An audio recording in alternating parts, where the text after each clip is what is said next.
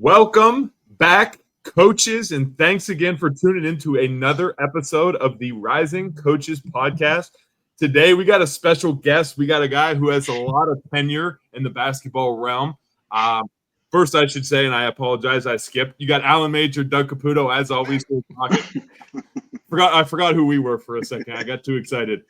Ladies and gentlemen, we have the current assistant coach with the LA Clippers, and I have to make sure to throw in there NBA champion with the Cleveland Cavaliers. I wore the Cav shirt just for a specific reason, just because I knew who we were coming into to talk today.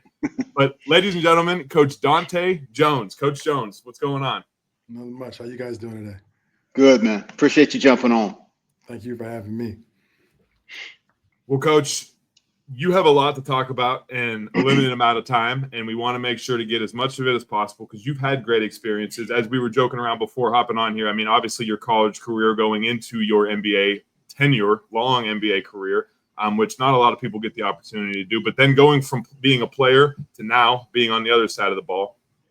But just first things first, we have to ask this. We've had a couple people who've been from the league on here, and just if there was a moment where you would say is your welcome to the NBA moment. Everybody has one, I'm sure. What would yours be looking back on everything?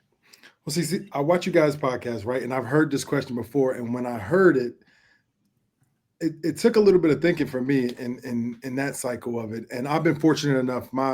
I've been in NBA environments before I was in the NBA. My cousin Al Harrington got drafted early. And we trained together in the summer. So I was around since I was a freshman at Rutgers. I was around Kevin Garnett, Chauncey Billups, Tyronn Lue.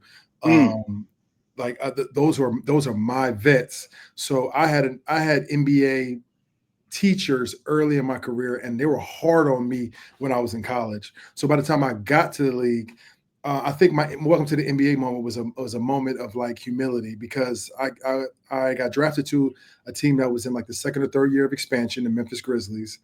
And I was coming from Duke. So Duke, everything was in place. Everything was in order. We had the best of everything. And I was coming to a team that didn't even have a practice facility. I was coming to a team. We practiced at a local college. We had an arena that was being built, but we practiced in an arena that kind of wasn't meant for basketball. We didn't fly the same way I flew in college. So it was a moment of humility and like stepping back with the resources that were allotted to me and just taking advantage of what was there rather than thinking everything should be how it was before I got there. And I had a great coach in Hubie Brown who humbled me a great deal in just adjusting to what the league is and how things should go. Yeah. It's funny. You probably had two, welcome to the NBA moments. You like one as a player, then what was the one as a coach like? Because you probably had two different welcome to the NBA moments. Like the player one makes sense, but then I wonder if you had one as a coach too. Well, just being a rookie all over again as a coach and not knowing and just having to learn the cadence and the way things go as a coach, the process and procedures. I had some great teachers on this side. Our video coordinators and our assistant coaches helped me out a great deal, but just teaching me how a practice goes rather than just being involved in a practice, what takes place before practice, all the preparation that goes on in the video room. I was taught by some really good people and just I didn't know as much as I thought I knew on how the flow of a practice and the lead up into a game and just all the things that we prepare to get done. Yeah. Like the amount that goes into practice for 2 hours or an hour and a half, and then the amount that goes into a 2-hour game. Right. All the buildup. I mean, that probably was eye-opening, I'm sure. So, and then I also had a welcome to like what coaching really is. I shared this experience with Coach Lue the other day because he not only was he my coach, but he is. I work with him now. And when I got to the Cleveland Cavaliers, you have to understand, I came to a team where my really good friend was the coach, and I watched the media just like you guys do. So that whole narrative of like LeBron's coach or is he really coaching the team? That was, even though it goes on in the background, you'd be surprised on how much it dictates your thought process, period. And I went into that experience looking at him differently than what he really was. Just to see him prepare, just to see how he kept control of a team. That wasn't the friend that I knew. That wasn't the guy that I trained with. That wasn't one of my mentors in basketball. That was a whole different individual that was giving his life to a new craft. And that was eye-opening for me, just to see somebody evolve and change into a whole nother role. I had never seen him in this light before. I had never seen the responsibility that he was taking on. I had never seen him prepare like the way he did. So that was another way of just seeing what was possible, going from somebody who I trained with, who I related to, who I'd been in the grind with, see him change and evolve into to be a master of his craft, to be able to control the room, to be able to relate and communicate to players. Like, that was an extreme eye-opening experience for me. Wow. Yeah, no, I bet it was. I bet it was, because, the narrative, like you said, is probably he's a guy letting things go in the film room. LeBron did it. Well, let's, we'll let that slide, versus LeBron did it. He hits pause and says, hey, and he does that 1 through 15, as opposed to, a lot of people just think, players coach maybe gives, concedes this to this guy, concedes this to that guy. And then to get a whole different view of this guy's in control of the whole deal. Like, that had to be great to see that. Yeah, how he communicated, how he delegated, how he had the room, and how much time he put into it. It was amazing. And we had a play in the playoffs where I think it was a Detroit game, and it was a baseline out of bounds, and Kyrie hits the shot to win the game. But to see his timing, and to see when the refs gave him where the ball was, and to see like how he put his mind to what was, I saw it click. I saw the ref give him the ball and said where it is. He said, bam, go to the board, give me something, shoot it out, game win, game over. I just didn't know that my guy had that. So that was an eye-opening for me.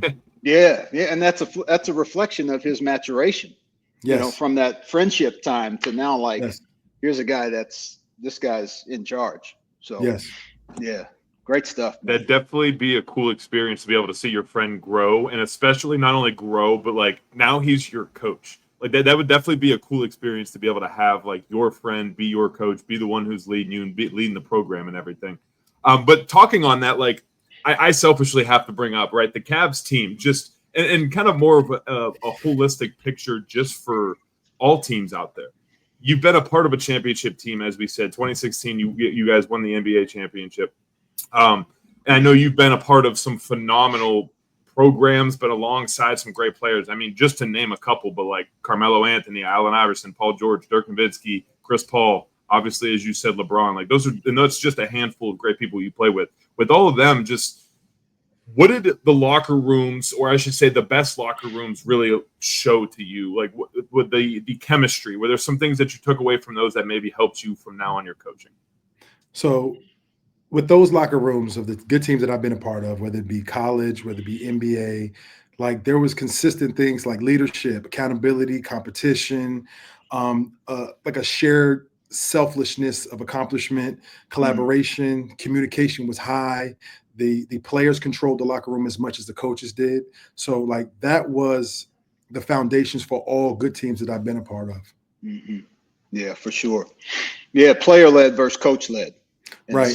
And when it's player led, when the players are accountable, like it's easier for the coaches to come in and to not have to be as hands-on and to delegate as much. When the players have a shared sense in this, it flows freely and everybody understands what we're here for. Yeah, for sure. It feels like a partnership at that point, right? Definitely. And then one side doesn't want to let the other down. Coaches don't want to let the players down by not being prepared in every way.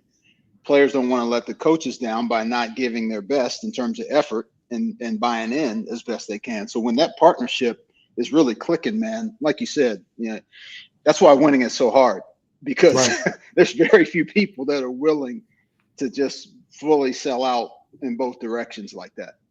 Right. And you get a group of guys that all have the same main goal, all find a purpose within the goal. You have a leader who takes leadership seriously on a daily basis, not only with their words, but their actions. You have a coach that takes it the same way. And then the communication between the two, like those are the consistent things on really good teams. Yeah, for sure. The beauty of that is you come in kind of front loaded with some of that.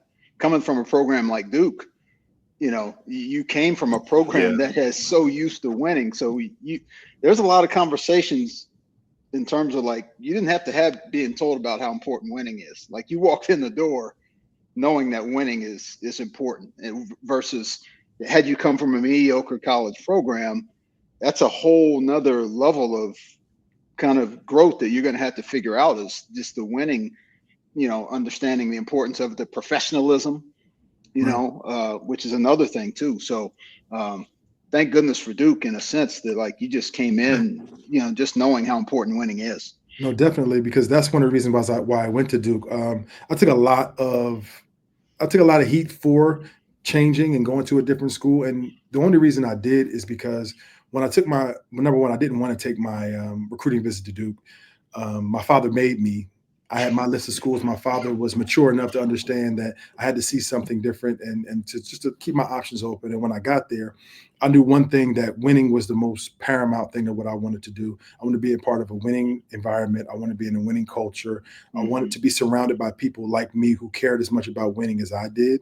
And that's preparing on a yearly basis, not just when basketball season came around. And when I first got there, that was the standard that not that Coach K was preaching when I got there. It was the players. The players were showing up to play, and then the way they play was in a way to get better, not to just fulfill an obligation. So that was the standard that was set as soon as I walked on my visit, and then everything just went up from there. And I'm lucky to have that experience, to play for a coach like Coach K, to be around winners like the guys that I played with, the Shane Batties, the Mike Dunleavys, Carlos Boozer, Jason Williams, like those guys. Chris Carrawell was around, Nate James, like guys who've seen a bunch of winning, been a part of a bunch of winning, and those guys helped shape me, because when I came, I had to fit into what they were doing. I didn't know as much about winning as I thought I did, and those guys helped me, and it helped elevate me to how to prepare, to how to go about winning on a daily basis. That's what practice is about. How do you practice? How hard you practice? How hard you work in the off season? Those were guys that helped me out a great deal. And when I got that and going to the league, it was just seamless transition. Wow. Well, if anybody wants to know the definition of a brotherhood, you just gave it to them. Yeah. And if anybody, I mean, that's the definition of a brotherhood. Like literally everything you just said. So if people don't pull anything else from this pod, or they got to take a break and do something else at this point when it drops, like that alone is solid gold, man. That's incredible.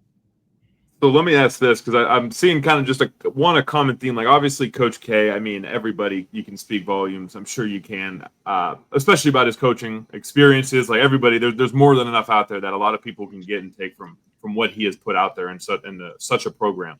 But just like off of that, other coaches that you have seen, I mean, what styles of coaching? Was there anything in particular that kind of really like pulled you in, gravitated you more as a player? And then is that any way helping shape the way you're now coaching?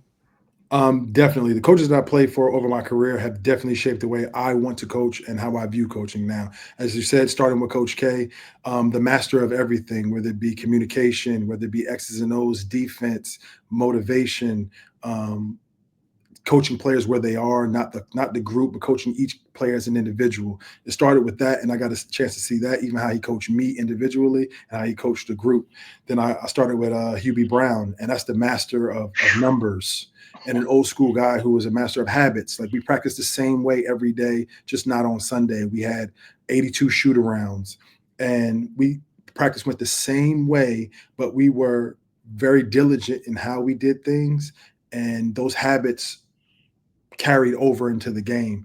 Mike Fratello, old consistency. School guy.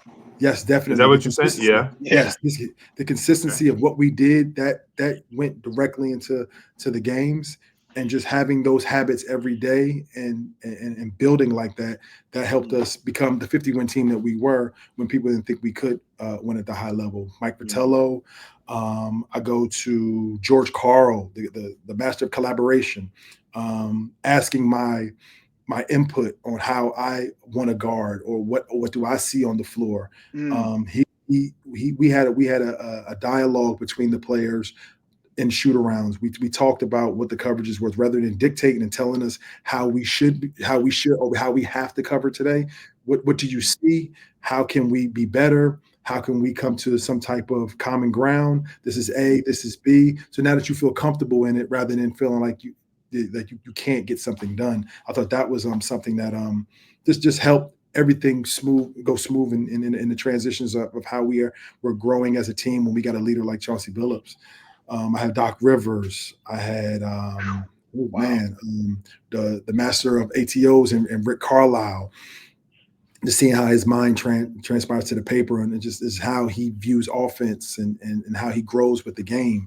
Who else? Frank Vogel, the master of positivity. I saw how positivity can like change the whole morale of a team with just your words. Treat people. Rick Carlisle too. I was going to say, I don't know if like with the experience that he just had too, and the Pacers. Yeah, definitely. How you speak to your players and how you motivate them can help them overachieve. Like on a Pacer team where I play for Frank Vogel, just how he spoke to those guys, how we got those young guys to overachieve and to buy into what it was when it wasn't always that before he got the job. So I've learned a lot from those guys, Doc Rivers, and how he managed a team from a player coach perspective, how he communicated with them, how he kind of maneuver with the schedule, whether it didn't have to be as strict as most people think, how he prioritized rest, how he gave delegated responsibilities. And then I finished with Tyronn Lue, who I think at my beginning and my end came together with those. He mirrored kind of what Coach K did. He can basically do it all. He can communicate with you. He can motivate. He can do defense, the offense. He can do everything on the spectrum. But it's a communication between player and coach to where we have this shared experience and guys feel confident about going out there and doing it as a group. You got a lot of coaching left in your career, but do me a favor. When you all are said and done, write a book, please. Right. You got so many good experiences. I mean, seriously, I'm man, I'm not kidding. Like this is like, the guys that you just reeled off, the beauty of it is, Dahntay, and you've really started to grasp this. I know you have. Is every one of those guys is a part of, like you're putting together your philosophy, but every one of those guys is part of your recipe. Definitely. Like Coach Carlisle is part of the recipe, and Doc Definitely. Rivers is a pinch of salt. And Tyronn Lue is a half a cup of spices. Then Hubie Brown is so every guy is like literally kind of help shape who you are. And the great part about, and Chris has mentioned this in working with you, and we can feel it. I know Doug can. I can feel it through the screen. The clarity that you have in terms of how you view the game. Like if you had to be named a head coach somewhere tomorrow, I think you feel pretty secure and not so much, X and O, what you're going to run. I know that, but it gets back to what you said. The number one thing every head coach has to be able to do is command the room. And that clarity that you have leads to conviction when you speak. And then that conviction when you speak, people feel that. And that's what commanding the room means, is that there isn't a lot of ums and ahs and well and I thinks. And it's like, so that clarity and conviction literally go hand in hand. But I can feel it coming through this pod, man. Like everybody in your rearview mirror has done a phenomenal job of pouring into you in that regard. And I'm lucky for my past, and I'm very thankful that's led up today. Even the guy that I get to work with today, Jeff Van Gundy, the master of the details, the person who's unapologetically himself, his clarity on and as much time he puts into how he communicates to the group. Like these are things that I'm getting to learn on a daily basis with just the addition of our new coach. So like right. I'm very lucky in this journey that I've been on to be around so many great minds, to have so many experiences with people who put a lot of hard work into coaching. Absolutely. That's a hell of a lineup. No doubt. No, I got to ask too, like, what do you think?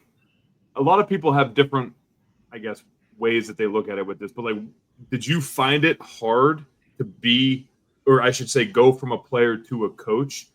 I feel like, especially being more of a guard, like it's probably not too hard because you're already doing it, as a player. And then once you step onto the coaching side, but like being able to explain everything and be more analytical and being able to kind of communicate it, I guess, is probably one of the, I would say, more difficult things to be able to learn. Did you find that step from a coach over to from a player over to a coach challenging? I don't, because the back end of my career, that is what I was just genuinely and giving back to my team. Being at the end of a bench, I had the opportunity to communicate and see the game in a different aspect. And those last 4 years of me being on teams, I just wanted to give back. I wanted to give as much information as possible. I wanted to teach as much as possible. I wanted to help as much as possible. And I felt like there were veterans in my past that held a lot of information in competition. And I didn't want to be like that. I wanted to share as much as I could. I wanted to compete with the young guys, don't get me wrong, but I also didn't mind teaching and telling my story and telling how I prepared and just showing a bunch of different things. When I got to a guy like Paul George and Lance Stevenson, like that was the beginning of me trying to teach and tell. And part of my coaching journey, when I got to the G League, I had some really good coaches that knew that I was fighting for an opportunity, but helped me learn how to communicate better, to not talk down to people just because I had so much experience, to relate. And then my last stint in the G League, right before I went to the Cleveland Cavaliers, my call-up didn't come right away. And I was preparing to retire. And I finished the season out. And I finished after the point in time where most people get called up. There was a role where I could have just went home or finished the season out. And my coach called me and we had a hell of a conversation.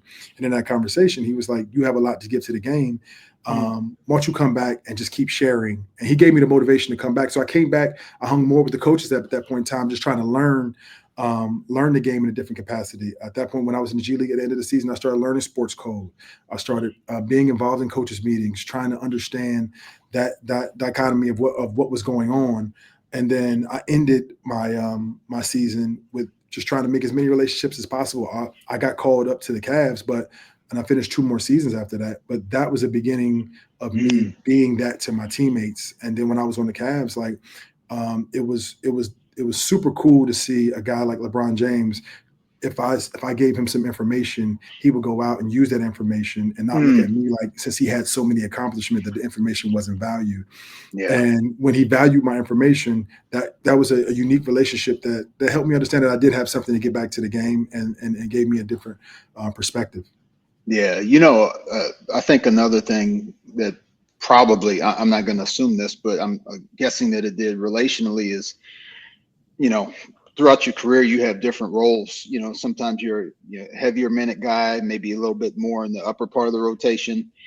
Then sometimes you kind of go from a guy that's maybe in the mid rotation, however many minutes that may be. Then you go from a guy that really doesn't play much, but then your impact of it's like the James Johnson with the Pacers. Juwan Howard did it for I call those guys selfless vets. Is that their presence, like they walk into the room and already the locker room's better just by those guys walking in. And so by having those different roles throughout your career, I'm assuming that's probably helped your relatability to players, because you've walked just about every journey that these guys could have, whether it's guys that came up through the G League and now the two-way guys that you come across, just being able to, understanding what those conversations are. So is that something that you feel like has helped you because you've lived out pretty much every role that a guy can have? Definitely. My journey has prepared me for this moment to be able to be a coach, not only being a rookie, having to play under solid veterans. Like I played behind James Posey, Mike Miller, Shane Battier, Bonzi Wells. Like those guys were all in a rotation. I got to learn from them on a daily basis, but also compete against them and understand how the league works in itself, how to be prepared for my moment, and even to fight when it doesn't seem fair, to keep working on a daily basis, diligently on my craft, to be able to be prepared for anything that comes my way. I've been a starter, started in the conference finals, been on great teams, came off the bench, not played when I thought I should have played. Right.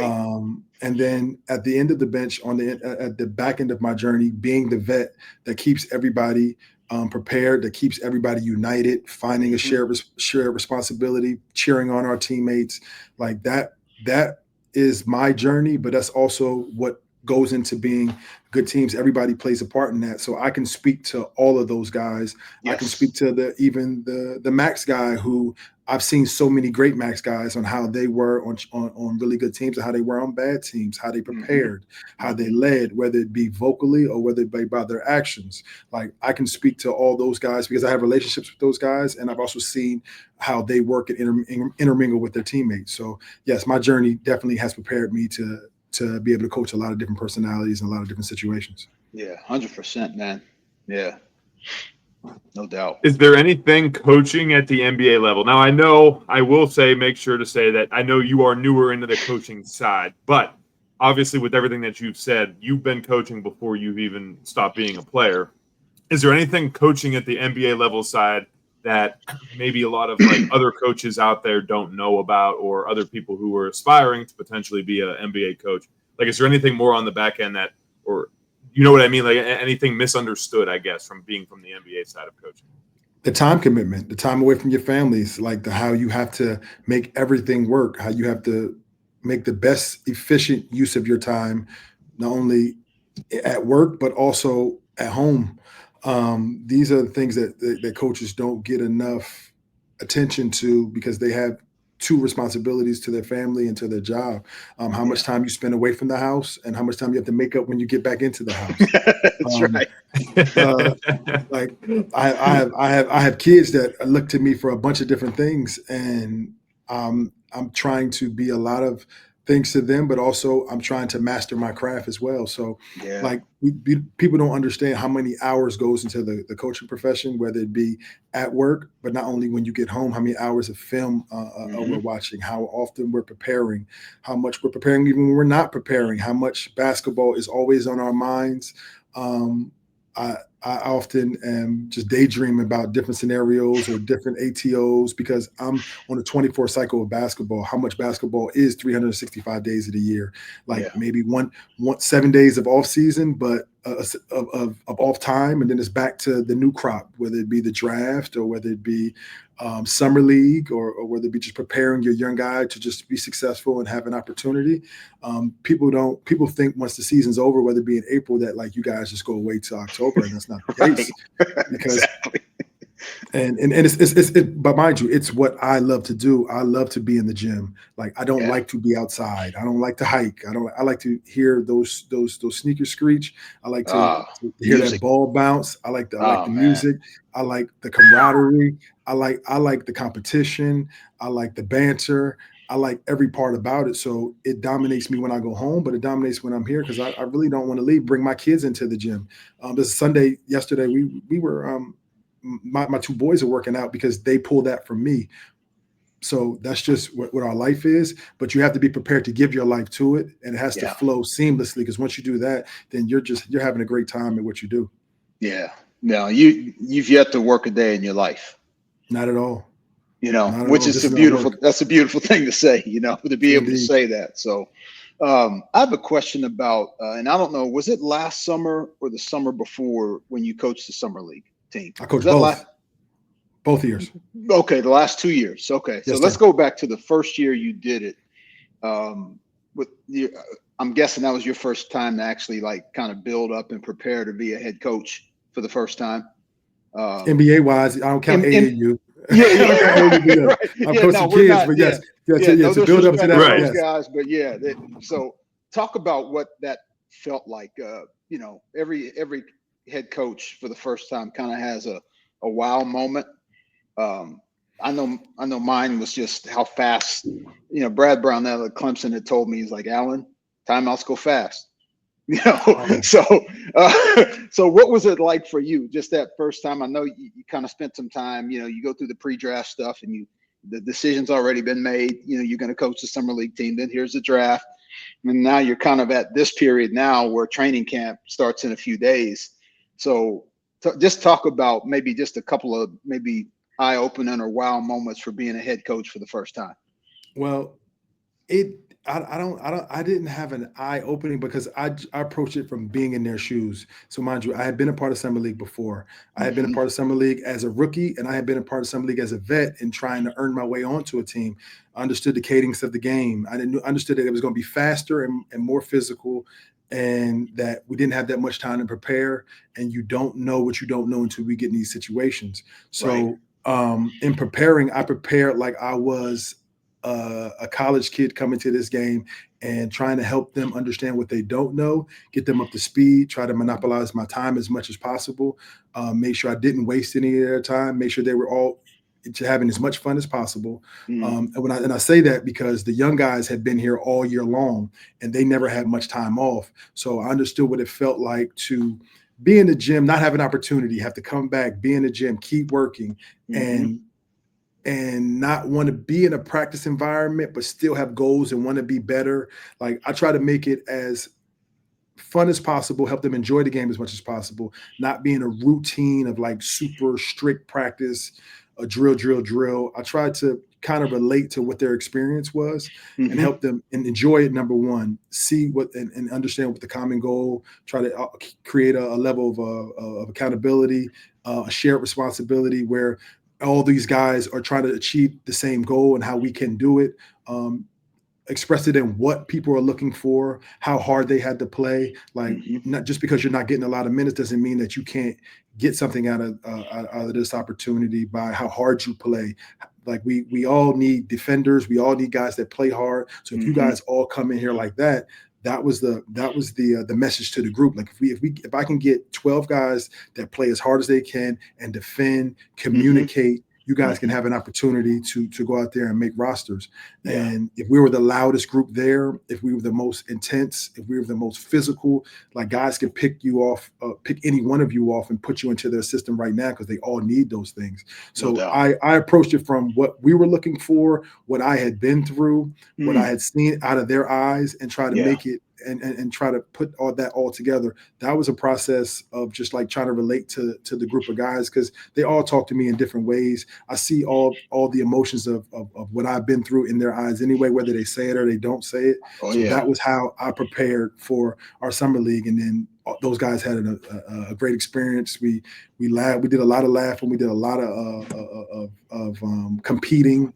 And we had a really good time. And I enjoyed the experience a good deal. You know, what I love about that, and Dougie, he got me on a tangent here, but it's a good tangent. You just define the essence of really like what head coaches should be about, because I hope I'm wrong with this, but I don't think I am. Not everybody goes in the summer league as a head coach with that approach. I'm sure a lot of guys go into it maybe with, this is my time or my chance or and that's okay. Ambition's great, but sometimes it can be misplaced in our profession. We know what that is, but you approached it as a servant. And because you approached it as a servant, everybody benefited, because again, you've got all these experiences in your rearview mirror that literally are intertwined or interconnected. Like, you know, when a young guy right before the first summer league game is nervous, but he's quiet, you can look at him and know exactly, like, this dude shook. I just need to tell this guy to go relax, go play hard. You've been doing this your whole life, man. Like, yes, sir. You know what I mean? So yes, you can feel that without a guy saying a word. That's invaluable. But just the fact that you approached it as a servant, man, that's the coolest thing, because our game needs that desperately, is coaches that just are about helping players get better. Because if you help players get better and you commit to that, you get the joy by default, because their joy becomes yours just by default. You know? My main goal also was to teach them how hard they had to play and how hard they could play to be able to survive in this league. And that was my journey. That was how I was able to just hold on as long as I did. that was the way I could serve my teammates and be a part of something special just by Yeah. playing hard, giving myself to the team. And that was like the main goal for those guys, because we didn't have any on my teams, not a knock on anybody's talent, but we didn't have any number 1, number 2, number 3 picks. We had a bunch of guys that were going to have to grind and get through and be able to do all the dirty work for a team to be able to help the team. And that was the way they're going to be able to get on the floor. And that was the way they're going to be able to survive and take care of their families. So that was the mentality I used in those 2 years for those guys to help them show how they can help NBA teams. 100%. Yeah. That you can impact winning in so many more ways than you think you can, because 90% of the time you're not going to have the ball in your hand. So how can you impact winning in different ways? Yeah.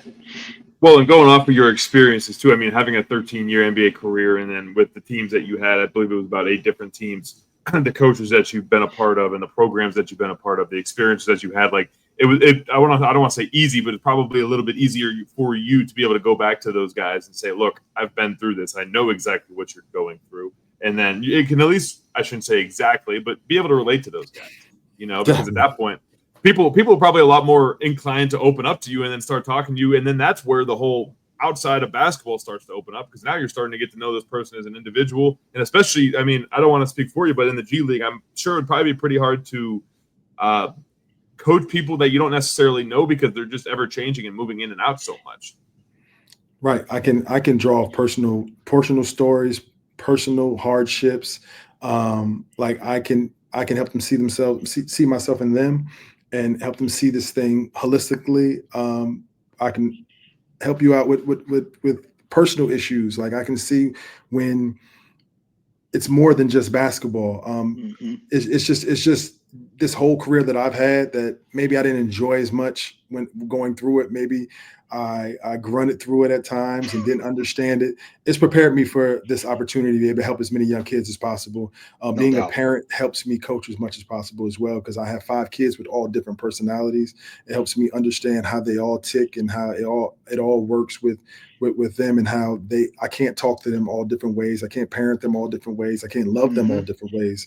Right. All the same way. I have to choose which way resonates with them. So all these things help me like become a better coach, become a better communicator, become a better human being, and helping other people accomplish their goals.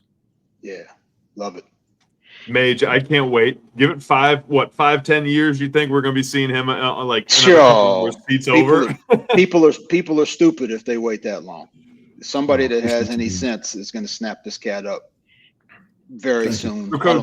I don't know what soon means. I wish I had a crystal ball where I could tell you, so you could kind of brace yourself and get ready. But the moment is coming. It's just like, this sounds crazy what I'm about to say, but literally you approach a head coaching opportunity like you've approached everything else. You work on your game till the phone rings. Right. And what you're doing now, last 2 years, summer league, every experience you have as you move forward throughout, you're working on your game as a coach. And so what you tell guys when they come off the bench is stay ready for the moment you don't know what's coming. And so that's kind of what you're doing now. Right. You don't know when the moment's coming. You deep down believe it will. You don't know when. So you're not going to let the fact that you don't know when overconsume you. You're going to consume yourself with staying present in every way possible, because the ability to stay present now as an assistant, as a husband, as a father, as a co-worker, all that is going to help you become a better head coach, because that's the ultimate superpower as a head coach is, do you have the ability to be present? Because now the people that you go from kind of focusing on yourself to now you're worried about everybody. Right. And now you've got to master the ability to be present with everybody. Now it's interactions with the owner, interactions with front office people, and media, press conferences. So your ability to be present over and over again. So, but you're practicing that now. So it's just like anything else. You stay ready for the moment that you don't know when the moment's coming. And, but no, Yeah, I'll be. You said 5 years. I'll be pissed if it's 5 years. I'll knock somebody out because this guy's ready to roll. Seriously, I'll show up with a baseball bat and come after somebody because our game needs guys like this guy right here. So there's no doubt. You got it. Well, Coach Jones, I mean, like I said, I'm obviously very excited to be able to just chat with you a little bit.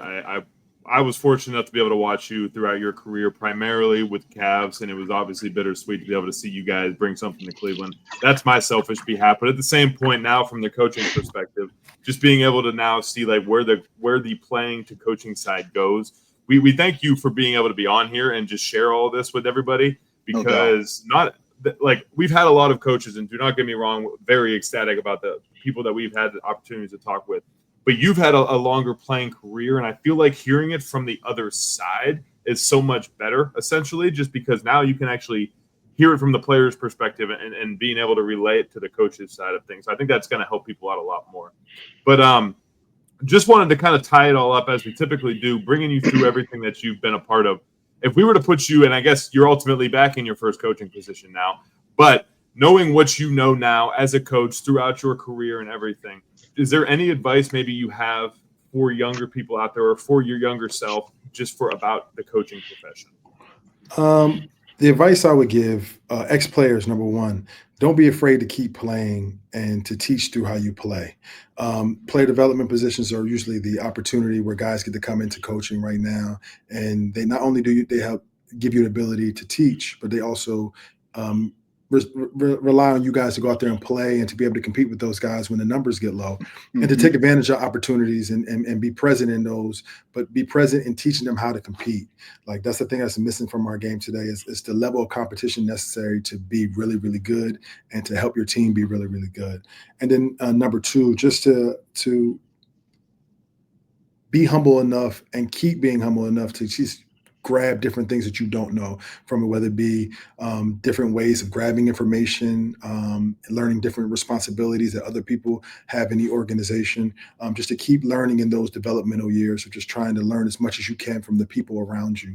In my first couple of years, I didn't pull enough people aside and ask as many questions as I wanted to. I've been around some really great coaches. My first year I had Chauncey Billups and Roy Rogers. And those are the guys I wish I picked their brains a little bit more and understood their process and procedure, just to understand how they do it, to give me more of a bearings of how I want to do it or what I can grab from them. So young coaches, I would just advise you, all the coaches that you get a chance to interact with and work with on a daily basis, just to ask as many questions around the coaches that you do have in front of you, and to don't be afraid to grab information because coaches want to give the information out. They just don't know what information to give to you. Yeah, no doubt. No. The only bad question is the one you don't ask. True indeed. Yeah, I love that, man. Be a relentless learner. Well, listen, man, before Doug lands a plane here, I just want to say thank you. Number one, it's great to finally meet you. I feel like I've known you a little bit through Chris because Chris is my guy, man. I'm so proud of him. Yeah, so proud of him. But just thank you for taking the time. I know a million things are going on. Draft just ended, summer league coming up. So for you to kind of step into our little bubble here, it means a lot to us. But everything you shared is so good for what we're trying to do with this pod is make the game better. You know, rising coaches to us means let's make all coaches rise, youth league to NBA and everybody in between. It's not about the top 40, under 40 and all that stuff, you know, earmarking guys and none of that. This is about how do we make the game and raise the profession. So rising coaches got better today. That's for sure, man. So we appreciate you. I appreciate you guys. Thank you for having me on. It's great meeting you guys, and I appreciate all the work you guys are doing.